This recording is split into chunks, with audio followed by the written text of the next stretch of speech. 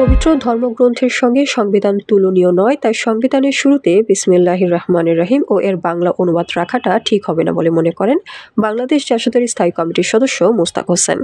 শনিবার জাতীয় সংসদে এলডি হলে জাতীয় ঐকমত্য কমিশনের সঙ্গে হওয়া সংলাপে প্রস্তাবের সারসংক্ষেপে এই মতামত তুলে ধরেন তিনি। দলটির সাধারণ সম্পাদক নাজমুল হক প্রধানের নেতৃত্বে এই বৈঠকে অংশগ্রহণ করেন। সংস্কার কমিশনের প্রস্তাবে মুক্তিযুদ্ধ ও 2024 সালের গণ অভ্যুত্থানকে সমান গুরুত্ব দেওয়ার চেষ্টা করা হচ্ছে বলে অভিযোগ করেছে বাংলাদেশ জাসদ। দলটি বলেছে, মুক্তিযুদ্ধকে খাটো করার প্রস্তাব গ্রহণযোগ্য নয়। 24-এর গণ অভ্যুত্থানের ঐতিহাসিক তাৎপর্য রয়েছে, সেই সঙ্গে 90-এর গণ অভ্যুত্থানও তাৎপর্যপূর্ণ উল্লেখ করে তা সংবিধানে উল্লেখ করা প্রয়োজন বলে মনে করে দলটি। মোস্তাক হোসেন বলেন, সংবিধানে মুক্তিযুদ্ধ ও 2024-এর গণ অভ্যুত্থানকে সমান গুরুত্ব